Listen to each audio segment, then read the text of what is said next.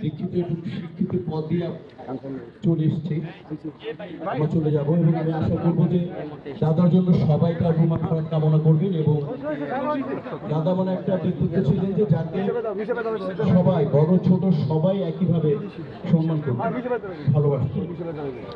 তো আমি আগামী 8 তারিখে আমরা দাদা এবং অঞ্জন যে দুজনের বাদ আসর আমাদের দোয়া মাহফিল হবে। আমি সবাইকে অনুরোধ করবো আগামী 8 তারিখে আমরা দাদা এবং অঞ্জন আপু এবং সবাই যারা এই মাসে মৃত্যুবরণ করেছেন তার জন্য দোয়া মাহফিল হবে। আপনারা আমাদের সহমীদের মধ্যে চলে আসবেন। আপনাদেরকে অনেক ধন্যবাদ।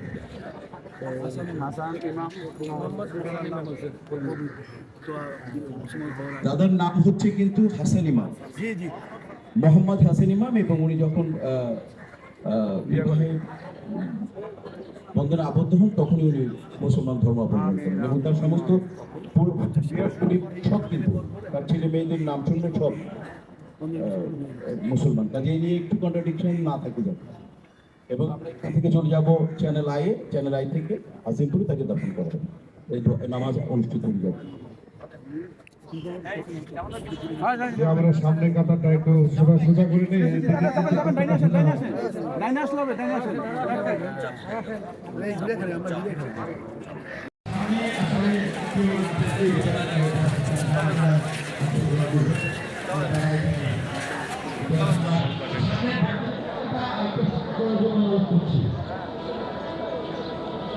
যাইনি আমরা 2 জন 3 রকম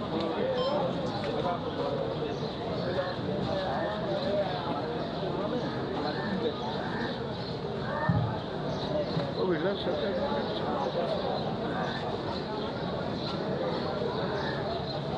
40টা বছর একসাথে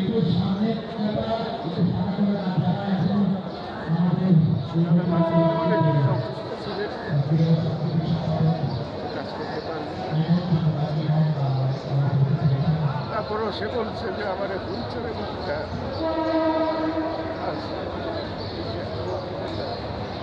মনের ব্যাপার ছিলই বটে, আমাদের শিক্ষক ছিলেন, কখনো আমাদের সাথে কথা বলে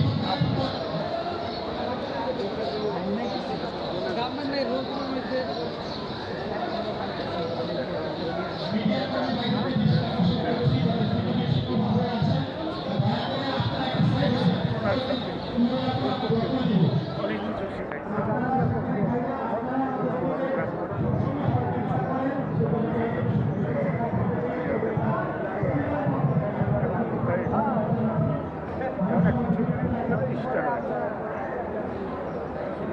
বছরের 2000-এর সিনেমা স্টারে ভয়ও করতে পারে। আমাদের একটা খরচ চলে যায়, টাকা হাত দিতে জানি। সবাইকে বলি কাজ করতে হবে, কাজের জায়গা, জায়গা না, নোংরামি করার জায়গা না, কাজ করতে হবে।